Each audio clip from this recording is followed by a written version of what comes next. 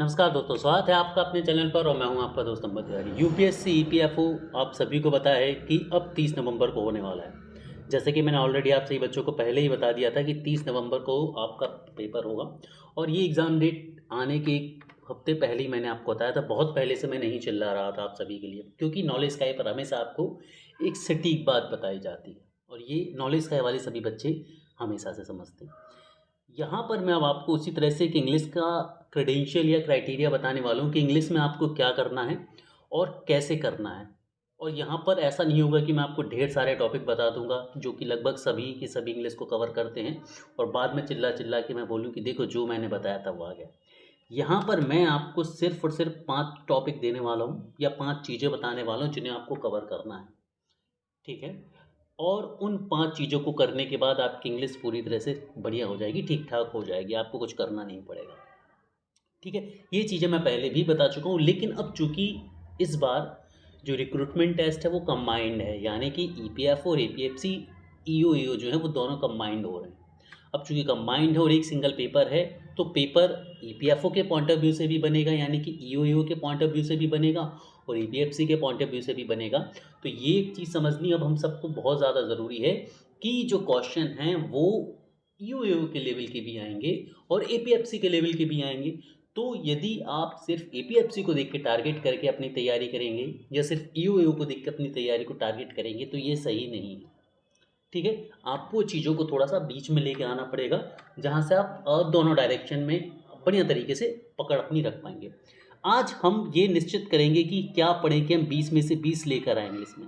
और ये हंसने वाली बात नहीं है, इंग्लिश में 20 में से 20 लाना बिल्कुल भी मुश्किल नहीं है यदि आप मेरी बात को मानते हैं और अगले बचे हुए 75 से 80 दिन जो भी हैं, इन 75 से 80 दिन आप इस चीज़ को फॉलो कर लेते हैं जो मैं आपको बताने वाला हूँ, आप इंग्लिश में 100% लेके आएंगे, ठीक है। एक चीज़ मैं यहाँ पर क्लियर कर दूँ कि इंग्लिश आप सोचे कि 15 या 20 दिन में आप इंग्लिश का सिलेबस कंप्लीट करके इंग्लिश ख़त्म कर लेंगे, ये पॉसिबल नहीं है। जिस तरह की इंग्लिश ईपीएफओ एपीएफसी में ईओ में पूछी जाती है, वो एक ऐसी इंग्लिश है जिसको आपको एक लॉन्गर पीरियड ऑफ टाइम तक पढ़ना पड़ेगा। अब लॉन्गर पीरियड ऑफ टाइम तक क्यों पढ़ना पड़ेगा, मैं ऐसा क्यों बोल रहा हूँ, ये मैं आगे समझाने वाला हूँ, क्योंकि क्या क्या चीज़ें आने वाली हैं उसके बेसिस पर ही हम ये डिसाइड कर पाएंगे। क्लियर है सभी बच्चों को ये चीज़। अब बात कर लेते हैं आगे की कहानी की तरफ। तो यदि इंग्लिश की हम बात करें तो इंग्लिश में आपको लगातार जो है वो पढ़ते रहना पड़ेगा, रिवाइज जो है वो करते रहना पड़ेगा, तभी जाकर आप इंग्लिश में कॉन्कर कर पाएंगे, तभी जाकर आप इंग्लिश में चीज़ों को संभाल पाएंगे। ये बहुत ज़रूरी है आपके लिए। तो आगे बढ़ें उससे पहले ये वीकली टाइम टेबल है हमारी क्लासेस का। डेली अब आपको डेली बेसिस पर जो क्लासेस होंगी उनका टाइम टेबल आपको वीकली मिल जाया करेगा, यानी कि हर हफ्ते की 5 दिन की क्लासेस का आपको टाइम मिला करेगा। सैटरडे और संडे की क्लासेस जो होंगी वो पूरी तरह से सरप्राइज क्लासेस रहा करेंगी, कुछ नया या कुछ मैराथन या कुछ यूनिक हम उन क्लासेस में किया करेंगे। 5 दिन सिस्टमैटिक स्टडी। अच्छा, यहाँ पर हम बात करते हैं मॉर्निंग में आपको इंडस्ट्रियल इंग्लिश की one word substitution idiom phrases, ये तो कंपलसरी है, मिलती रहेंगी आपको, लास्ट तक मिलेंगी। एग्जाम के एक दिन पहले तक मैं अलग अलग तरीके से इन्हें रिवाइज करवाता रहूँगा। इसमें कई बार मैं वोकैबलरी, कई बार एंटोनिम्स, सिनोनिम, इस तरह की चीज़ें लेकर आता रहूँगा और इंग्लिश इसी तरह से आपकी कवर होगी।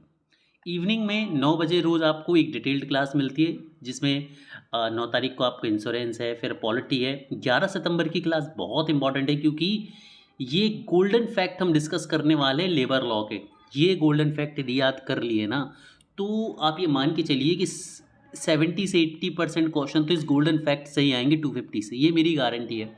अब मैं 30% या 25-30% भी कवर होंगे, लेकिन मैं इसलिए छोड़ के चल रहा हूँ क्योंकि भाई यूपीएससी है, हम 100% कभी नहीं कह सकते कि नहीं यही आ जाएगा, लेकिन 70 to 80% सिर्फ इन 250 फैक्ट से ही क्वेश्चन आएंगे, ठीक है। इसके अलावा रात 11 बजे हम रैपिड रिवीजन क्लास लेते हैं, ठीक है। इन क्लासेस से जुड़िए, सारी क्लासेस फ्री हैं, आपको बहुत बेनिफिट करेंगी। तो इस बार न्यू स्ट्रैटेजी की ज़रूरत क्यों है हमें? इस बार न्यू स्ट्रैटेजी की ज़रूरत सर हमें इसलिए है बिकॉज इस बार आपको मिलने वाला है कॉमन रिक्रूटमेंट टेस्ट, यानी कि ईओ एओ के लिए और एपीएफसी के लिए इस बार कंबाइंड पेपर होने वाला है। कैसा पेपर होने वाला है सर? कंबाइंड पेपर होने वाला है, सिंगल पेपर होने वाला है। तो आपको दोनों को ध्यान में रख के अपनी इंग्लिश तैयार करनी होगी। मैं हर एक बाकी के सारे सब्जेक्ट में मैं आपसे बोल रहा हूँ एपीएफसी को ध्यान में रखो, इसमें क्यों बोल रहा हूँ? क्योंकि भाई इंग्लिश में लेवल वही है, बस जो चीज़ें पूछी जानी है ना वो थोड़ी थोड़ी सी अलग होगी, तो यहाँ पर आपको दोनों को ध्यान रखना है। बाकी सारे सब्जेक्ट में एपीएफसी का लेवल आप मैच करके चलिए, सफिशिएंट है। अब देखिए, सबसे पहले ये समझिए 2023 का एक एनालिसिस, उसके बेसिस पर ये 5 टॉपिक आपको पढ़ लेने हैं। ये 5 टॉपिक आपको पढ़ लेने और आपका काम बन जाएगा। सिर्फ ये 5 टॉपिक आपको पढ़ने हैं, ठीक है। देखो, आप सभी को पता है वन वर्ड सब्स्टिट्यूशन की हम बात करें तो वन वर्ड सब्स्टिट्यूशन से एपीएफसी में आपको 5 क्वेश्चन देखने को मिले थे। एपीएफसी से आपको 5 क्वेश्चन देखने को मिले थे। एपीएफसी 2025 में हम बात करें तो आईपी की बात करूं, यानी कि ईडियम फ्रेजेस के आपको 5 क्वेश्चन देखने को मिले थे। पैराजम्बल्ड के आपको 5 क्वेश्चन देखने को मिले थे। कॉम्प्रहेंशन से आपको 5 क्वेश्चन देखने को मिले थे, ठीक है। लेकिन स्पॉट एरर से आपको कोई भी क्वेश्चन देखने को नहीं मिला था। वहीं यदि हम बात करें एपीएफसी के अलावा, ये एपीएफसी लिख गया यहाँ पर, इसको सुधार कर हम ईओ कर लेंगे। क्या कर लेंगे हम? ईओ कर लेंगे, इसे ईओ कर लेंगे। ईओ की यदि हम बात करें तो यहाँ पर वन वर्ड सब्स्टिट्यूशन और ईडियम फ्रेजेस से कोई डायरेक्ट क्वेश्चन नहीं आया था, ठीक है। पैराजम्बल्ड की बात करें तो यहाँ पर हमें 5 क्वेश्चन स्ट्रिक्टली देखने को मिले थे। कॉम्प्रिहेंशन से हम बात करें तो यहाँ पर 5 क्वेश्चन हमें देखने को मिले थे। स्पॉट द एरर से हम बात करें तो spot the error and fill in the blanks, यहाँ से दोनों जगह से हमें 5-5 क्वेश्चन देखने को मिले थे। लेकिन मैं आपको बता दूं कि ये जो फिल इन द ब्लैंक्स थे उसमें कुछ क्वेश्चन जो थे वो ईडियम फ्रेजेस और वन वर्ड सब्स्टिट्यूशन से पूछे गए थे। तो इनडायरेक्टली वन वर्ड सब्स्टिट्यूशन और ईडियम फ्रेजेस के 2-3 क्वेश्चन जनरली यहाँ पर पूछे गए थे। तो मैं ये कंपैरिजन क्यों बता रहा हूँ? क्योंकि इसी कंपैरिजन के बेसिस पर मैं जस्टिफाई करने वाला हूँ जो मैं आपको पढ़ने के लिए बोलने वाला हूँ, ठीक है। जो चीज़ें मैं आपको बताने वाला हूँ वो इसी के बेसिस पर हम जस्टिफाई करेंगे आगे जाकर, ठीक है। तो यहाँ पर मैंने इन 5 चीज़ों को मेंशन करा है ना, ये 5 चीज़ें ही आपको बस पढ़नी है, सिर्फ ये 5 चीज़ें। यदि ये 5 चीज़ें आपने कवर कर ली तो आपका इंग्लिश ख़त्म है। इसमें आपको कुछ और करना नहीं है इंग्लिश में, ठीक है। अब 95% बच्चे तो खुश हो गए होंगे कि सर 5 चीज़ें बोली थी आपने, 5 चीज़ें बता दी। लेकिन 5% बच्चे ऐसे भी होंगे जो इसमें भी कुछ निकालेंगे कि सर स्पॉट द एरर में तो पूरी ग्रामर पढ़नी होती है, तो क्या हमें ग्रामर पोर्शन पर फोकस ज़्यादा करना है? तो चलिए अब बात करते हैं यहाँ पर ग्रामर, स्पॉट द एरर या फिल इन द ब्लैंक्स, दोनों में से कुछ भी आ सकता है।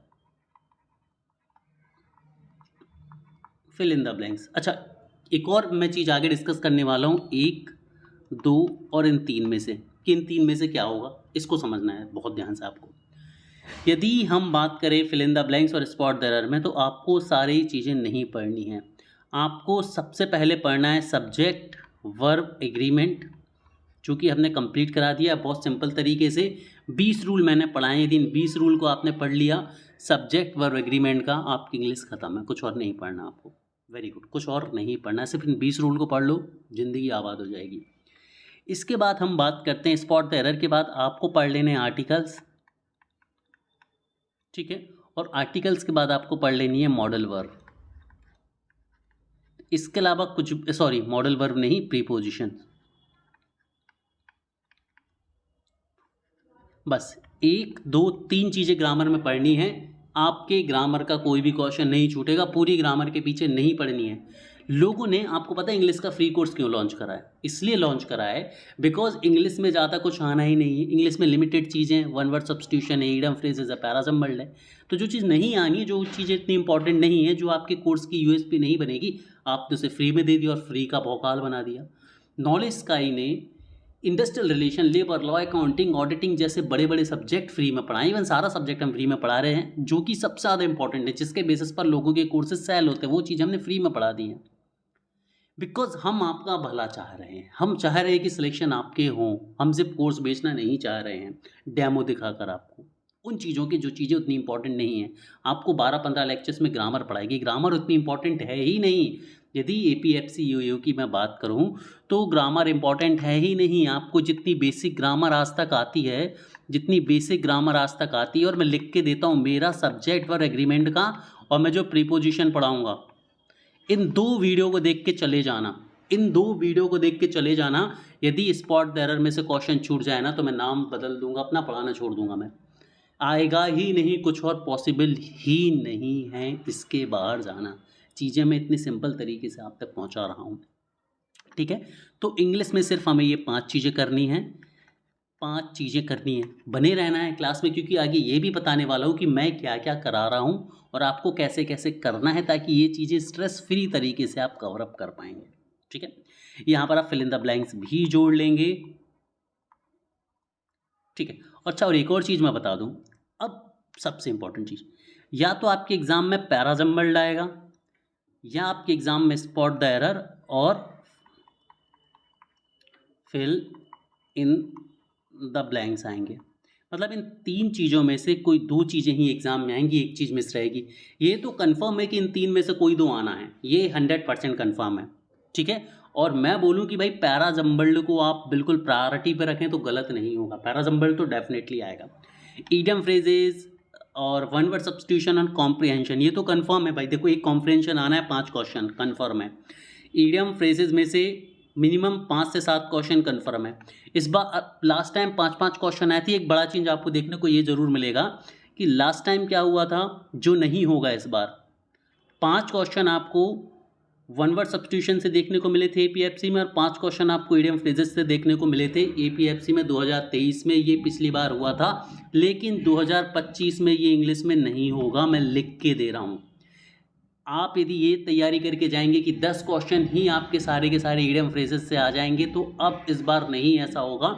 इन दोनों से मिला के मैक्स टू मैक्स आपको 6 से 7 क्वेश्चन ही देखने को मिलेंगे, मैक्स टू मैक्स। पिछली बार जो 10 क्वेश्चन एपीएफसी वालों को मिल गए थे, इस बार ऐसा नहीं होगा। क्यों?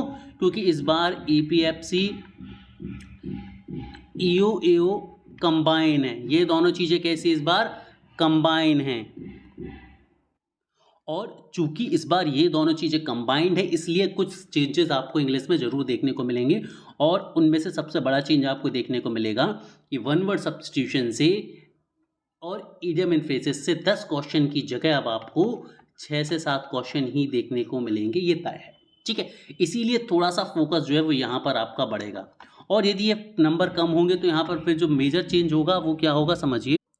वो मेजर चेंज यही होगा कि यहाँ से आपको वन वर्ड सब्स्टिट्यूशन से 2 से 3 क्वेश्चन कम देखने को मिलेंगे, और वह 2 से 3 क्वेश्चन स्पॉट द एरर या फिल इन द ब्लैंक्स में आपको बढ़ते हुए दिखेंगे पैराजम्बल्ड के साथ। यानी कि पैराजम्बल्ड तो आएगा ही आएगा, साथ में इन दोनों में से कोई एक चीज़ और आएगी।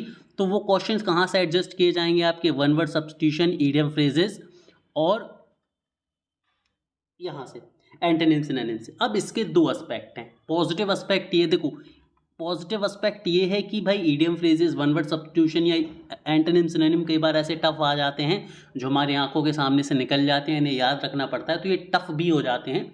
तो यदि यहाँ से कम क्वेश्चन आएंगे तो फिल इन द ब्लैंक्स को कर पाना थोड़ा सा आसान होता है। क्यों? क्योंकि 2 या 3 टॉपिक ही हैं जो आपको करने हैं।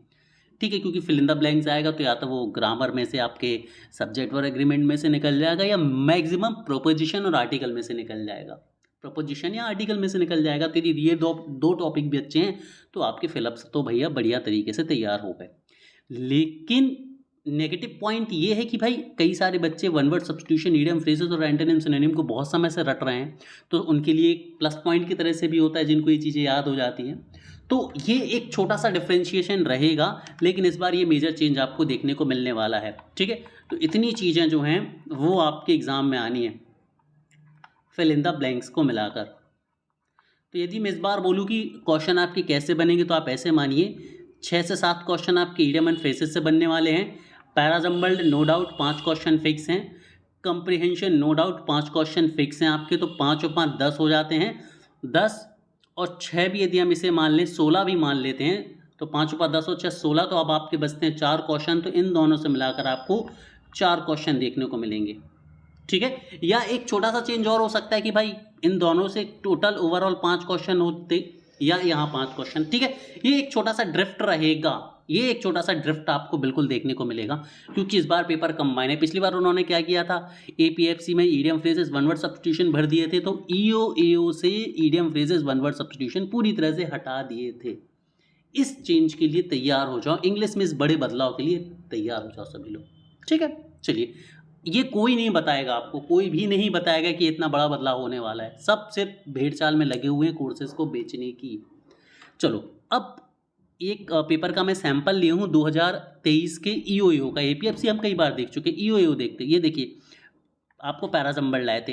अच्छा एक और चीज़ मैं बताऊँ आपको, लास्ट ईयर EO के जो पैराजम्बल थे ना वो APFC से ज़्यादा टफ थे, ये मैं मानता हूँ, है ना। मतलब EO में जो पैराजम्बल लाए थे वो टफ थे कंपैरेटिवली APFC एग्जामिनेशन, जबकि APFC बड़ी पोस्ट है, ठीक है। इसके अलावा ये 5 क्वेश्चन आप देख सकते हैं, एरर पर बेस्ड आए थे। इन 5 क्वेश्चन को आप देखिए, एरर पर बेस्ड आए थे। ये सब्जेक्ट वर एग्रीमेंट से ही मैक्सिमम क्वेश्चन देखने को मिल गए थे यहाँ पर। इसके बाद ये फिलर्स आए थे, तो आप फिलर्स देखिए, आप was, were, is doubtful, may be, is doubtful, तो ये भी भाई सब्जेक्ट वर एग्रीमेंट का है। In hand, to hand, handy, ये आपका प्रपोजिशन का है, ठीक है। नो, कीप्स, क्रॉसेज, मार्क्स, तो ये वर्ब का क्वेश्चन था आपका। तो सब्जेक्ट और एग्रीमेंट से के अलावा स्पॉट देरर ज़्यादा आती ही नहीं यार, तो इसी को बढ़िया तरीके से पढ़ लो ना।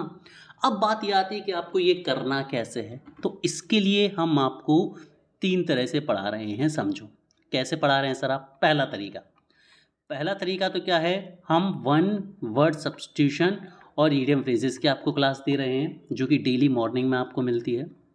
दूसरा तरीका, हम द हिंदू वोकैबलरी करा रहे हैं डेली बेसिस पर, जिससे आपकी वोकैबलरी, एंटोनिम्स, सिनोनिम्स तीनों ही चीज़ें कवर हो जाएंगी और 100% आपको क्वेश्चन देखने को मिलेगा ही मिलेगा, ठीक है। तीसरा तरीका क्या है, तीसरा तरीका आपको ये देखने, तीसरी चीज़ ये है जिसमें हम ग्रामर करा रहे हैं, और ग्रामर में मैंने सब्जेक्ट वर्ब एग्रीमेंट करा दिया है, और इसके बाद मैं आपको सिर्फ प्रीपोजिशंस कराऊंगा, और प्रीपोजिशंस के बाद मैं आपको आर्टिकल कराऊंगा, और इन 3 के अलावा मैं कुछ नहीं पढ़ाऊंगा। और मैं लिख के देता हूँ कि इस 3 के अलावा जो रूल्स मैं बताऊँगा ना, 20 रूल यहाँ बताए हैं, 20 रूल यहाँ बताऊँगा, 5 रूल यहाँ बताऊँगा, इससे बाहर एक सिंगल क्वेश्चन नहीं जाएगा। ऐसा कोई क्वेश्चन नहीं होगा पेपर में जो आपसे नहीं बनेगा। अननेसेसरी मैं कोर्सेज़ को दिखाने के लिए, फ्री डेमो देने के लिए लंबा नहीं खींचूंगा, मैं आपको टू द पॉइंट पढ़ाऊंगा जो आना है, ठीक है। और सारी चीज़ें ऑलरेडी हम फ्री में दे ही चुके हैं, तो आपको पढ़ते जाना है। अब यहाँ पर आप लोग देख सकते हैं, मैंने प्लेलिस्ट लगा दी है, ये हमारी 1 वर्ड सब्स्टिट्यूशन की प्लेलिस्ट है, ये हमारी इंग्लिश की प्लेलिस्ट है, जिसमें सब्जेक्ट वर्ब एग्रीमेंट ऑलरेडी हो चुका है, इसके क्वेश्चंस भी करा चुका हूँ मैं, और ये द हिंदू बुक ऐप की प्लेलिस्ट है। ये क्लासेस डेली होती हैं, ये क्लासेस सब्जेक्टिव क्लास है, तो भाई हम स्केड्यूल करते हैं। इसमें सब्जेक्ट वर्ब एग्रीमेंट खत्म हो गया है, अगली क्लास आपको प्रीपोजिशंस की मिलने वाली है, और उसके बाद हम आर्टिकल को पढ़ेंगे। एक आध क्लास आपको लगेगा तो रिवीजन के लिए बाकी चीज़ों की कंबाइन दे दूंगा, बाकी इसके अलावा ज़रूरत पड़ेगी नहीं आपको, ठीक है दोस्तों। इसके अलावा आपको ज़रूरत कुछ भी पढ़नी नहीं, और ये कंटेंट जो है वो पूरी तरह से फ्री है। और अब एट लास्ट यही बताना चाहूँगा कि नॉलेज स्काई का एक ये पेड कोर्स है, जो कि सिर्फ PDF कोर्स है, मतलब हम कोई वीडियो कोर्स सेल नहीं करते, वीडियो कोर्सेज सारे हमारे फ्री हैं।